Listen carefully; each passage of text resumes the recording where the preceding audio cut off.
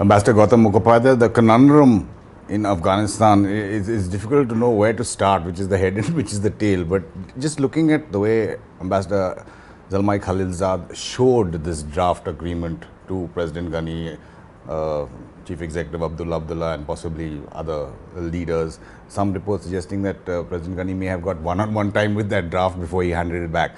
Other reports suggesting that the U.S NSA, John Bolton, also at some point was not given a draft, he was only allowed to read it. But then Zalmay Khalilzad goes on Tolo television and gives out a lot of details of what the agreement is and where the road should be. How do you read that? Well, it sounds quite a lot of cloak and dagger. I think there could be some concerns that, two concerns really that Khalilzad would have. One is of course that he has to get the go-ahead from President Trump. So quite naturally there are sensitivities that are associated with that.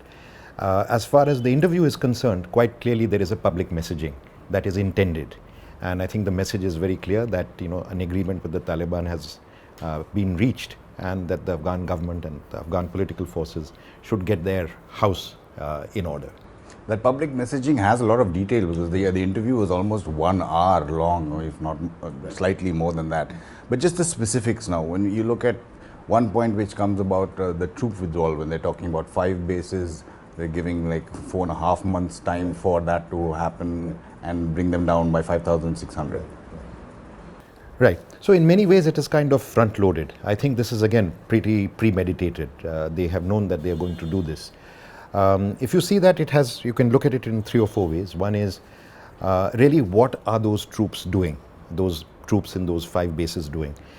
If they are doing a CT, if they are involved in CT operations, of course they are accepting that there is likely to be some trade-off or suffering on that count. If they are supporting the Afghan National Forces, it means that of course the Afghan National Forces' capacity to respond will also decline to that extent. But it could also be, that there is a symbolism, that the very fact of their presence is both a deterrent for terrorism as well as for a kind of morale booster for. So I think that too would suffer. Really at this point of time, it seems as though, they need a deal. And if this was what was required to be able to reach a deal, they are prepared to do that. Quite clearly, they have been prepared for a long time to sacrifice those bases and those numbers. And in many ways, it seems quite front-loaded. So it's a very strong concession, I think, to the Taliban. In that same breath, he also talks about, Zalmay Khalilzad also talks about the fact that the first bases will probably be Parwan, Kabul, we are obviously talking about Bagram, and there would be some kind of a reduction in violence that has been agreed to by the Taliban side, which is again necessary. Right. Well, I don't know what kind of assurances they would have to go by, because the wording is very unclear. I think the word they talk about is a kind of virtual ceasefire. I'm not quite sure what that means. And also, if you see in terms of the actual actions on the ground, there was a very big blast just last night in Kabul. And in addition to that, you've had, the kind of offensives that have taken place in Kunduz and Pule Khumri. So these are fairly serious offensives if you put them all together. Whether they are a little outside that so-called virtual ceasefire zone or the other, that's immaterial. But the fact is that these concessions or these agreements are being reached and are being announced in public, while in fact, if anything, the violence is escalating. And I think that's what we need to look at. You were talking about the US and Zalmay Khalilzad's necessity for public messaging. Now, I'm not belittling attacks on the number of people who are being killed there every day, but there is clearly a messaging that's coming out from the Taliban side, especially when Zalmay Khalilzad is in Kabul and announcing all these frameworks of agreement. Right. So I think that probably much of this has to do also with the elections. Because clearly, Special Envoy Khalilzad has also been a little ambivalent on the elections. He has not been totally clear that elections would be held or not be held, though in this interview he seems to veer on the side of elections may not be necessary virtually. He also says it's up to Afghans to decide. Up to Afghans to, exactly. But he hasn't completely surrendered that card. So I think that card does remain to some extent with the Americans, which they probably would like to use for advantage. But from the Taliban side, I think probably, I'm just making a guess, that the reason behind this offensive is two. One is, of course, that the Taliban have never really said that they have changed their objectives, not clearly at least, and what they may have said is behind doors. And their public messaging, they've been very clear, and the positions have not really changed at all, whether it's about the Emirates or it's about the US forces, the numbers, all that. So it's been very clear. So I think there are two possibilities. One is, of course, that they are just carrying on their agenda as they had always planned. But B, there could be a specific specific predicate on the elections. In other words, keep the security forces occupied on internal security matters, and to that extent they would be diverted from election security. But how does all this work if you're talking about elections? September 28th is the date. I'm not sure whether it's even physically possible to push that date any further because of the weather and the other conditions that will come up there. But if Zalmay Khalilzad is now talking about first President Trump seeing the draft agreement, agreeing to it, then there will be some kind of intra-Afghan dialogue within 2 weeks, possibly third week of September. Yeah, clear. So clearly, the US seems to be in a hurry, or maybe Special Envoy Khalilzad seems to be in a hurry. The elections are definitely a marker. If the elections are held, that changes things to some extent. If the intra-Afghan talks are held before the election, that also changes things to some extent. So clearly they would like to reach an agreement, or at least not a full agreement, at least the process to get started on the intra-Afghan talks even before the election. If they did, it would make the election less relevant, somehow or less essential. Whereas for the government, I think they're very clear that the elections are the only way to go constitutionally. And so they will press on. Right now they're conveying a determination that they'll go ahead with the elections. One thing will be very interesting to see, and I think that will be a real test of the government, which is that if in spite of this insecurity and uncertainty, like in the parliament elections that were held, there is a sizable turnout, at least in those areas where the elections can be held. That would be a very significant statement on the part of the government, just the turnout. But it seems again, whether it's the government itself or other political leaders, they are all playing to their interest rather than possibly the national interest. Indications even of the chief executive saying that he would consider not having elections if peace is, there's a deal going to come. Right. So I think here is a real problem. I mean, very clearly the wolf is outside the door, and the time should really be to take stock and to kind of join forces and confront the dangers together. But Afghans in Afghanistan have not always been very good at coming together in the face of an external danger. Actually, there are very different ideas. There are some who believe that this system or this situation cannot be saved, and we have to work towards an alternative. Whereas many others still believe, I think hoping against hope, that something can be salvaged out of the present, and then they're obviously looking for solutions, if not opportunities within that. But I think what it does show is that there is a sense of despair and desperation. And in that situation, it is probably fairly natural both to believe that something can be salvaged as well as to hang on to whatever is possible. It's difficult to predict exactly how this will go, because on the ground situation never appears completely black and white, and a lot depends on what you visualize to be the end state. If the end state is likely to be a kind of intra-Afghan agreement, then I think a lot of this jockeying and positioning is entirely acceptable. If the end state is likely to be a catastrophe, then I think obviously people need to realize that. And I think that's what we are seeing. I think things will happen as events unfurl. So in that sense, what many Afghans think, would you accept that they are being actually thrown to the wolves? I think Afghans are feeling quite powerless. There is a sense that things are being decided outside and they have to just accept what is there. Even amongst the political forces, I think it's something that goes back to many years, and certainly the post-2000 period, where the international community has played a big role in supporting the government as it is. And this is among the political forces. Among the people, very frankly, there is again a sense of helplessness. They feel on two sides. They feel, on the one hand, things are being decided outside. Two, they feel that things are being decided by their political leaders and they will support whichever side they happen to belong to. Or, in fact, there is quite a lot of skepticism, I feel, in the public about what is happening in political circles. So public confidence in the political leadership at this point of time, I did not feel was very high. To some extent, those who are resisting the Taliban, at least in the areas that we can frequent and the kind of so-called Republican or democratic Afghanistan, there is a sense that at least the government is putting up a rearguard action against a complete diplomatic and political capitulation to the Taliban.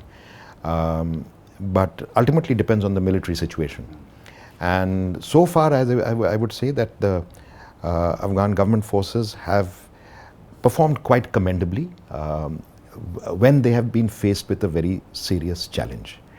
I think the recovery of Kunduz for the third time was again, something to be appreciated.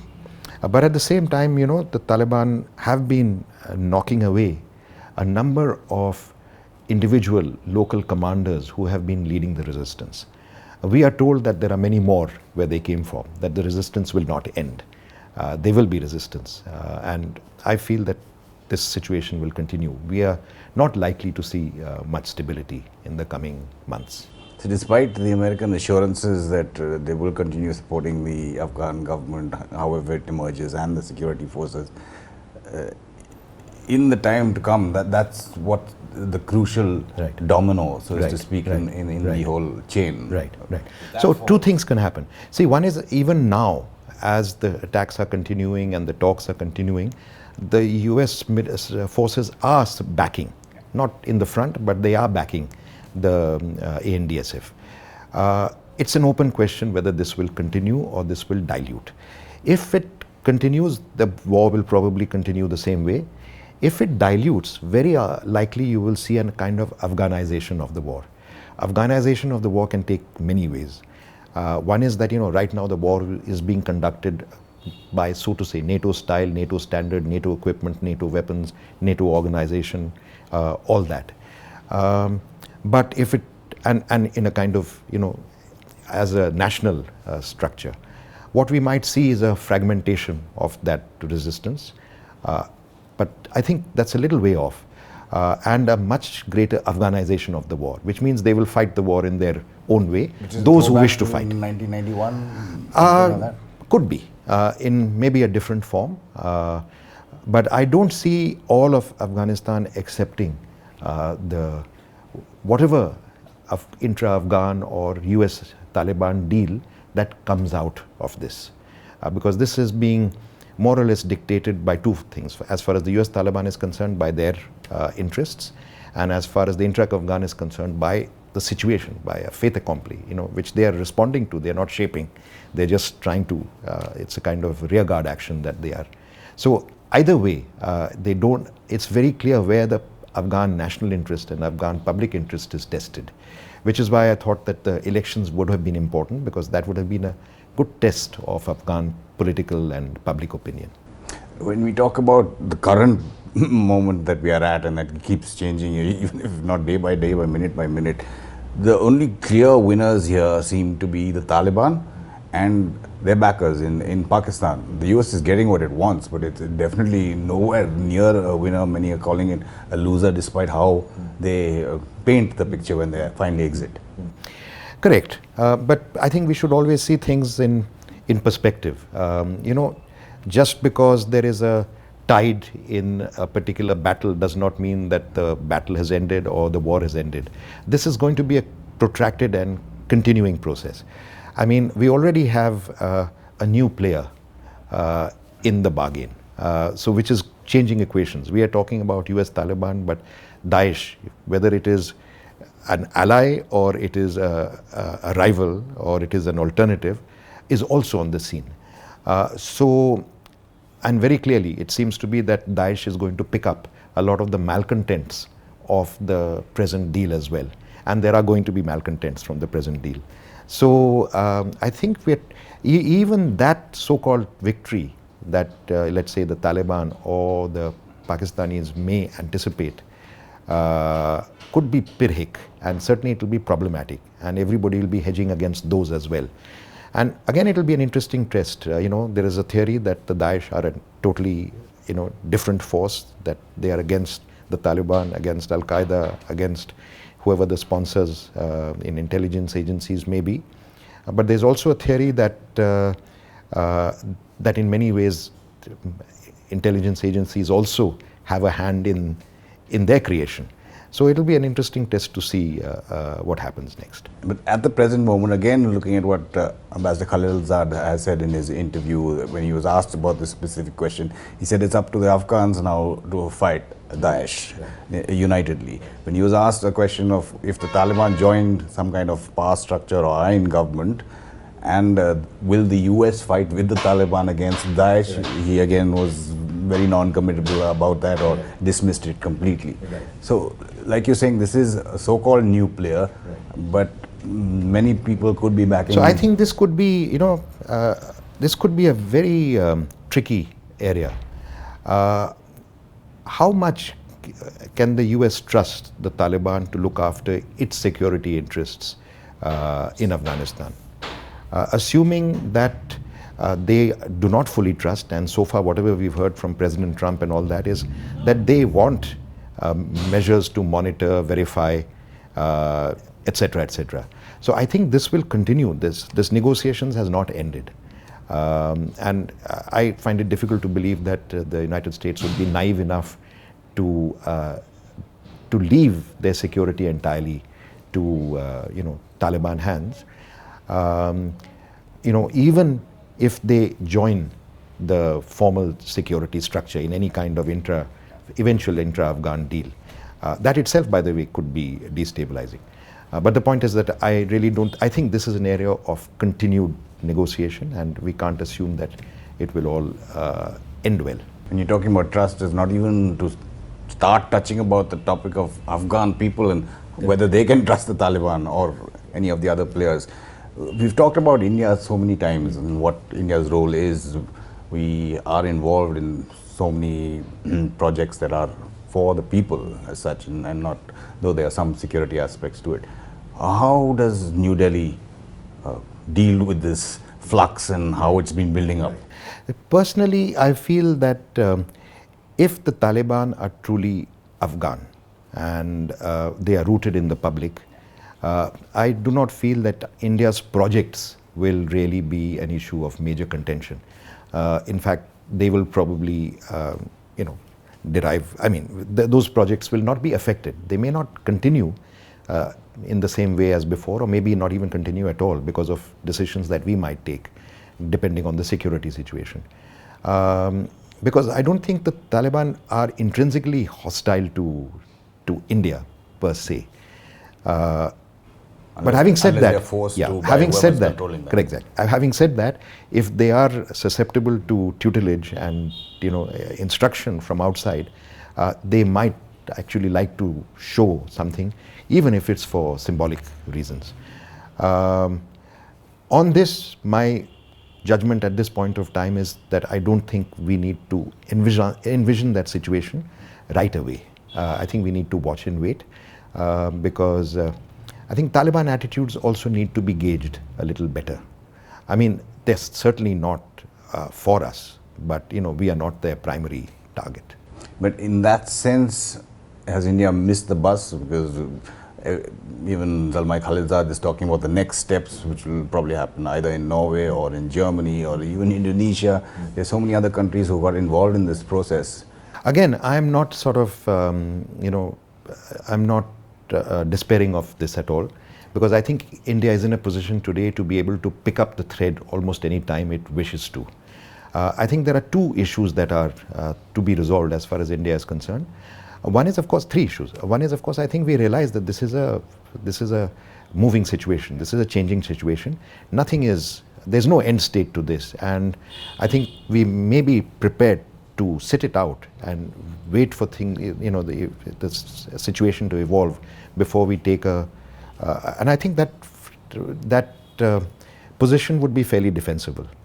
The second is that the two other problems are that, firstly, I mean, look, we have invested in an entire new generation and an entire kind of, let's say, you can call it a political system, a more open political system that allows, so to say, prosperity and progress and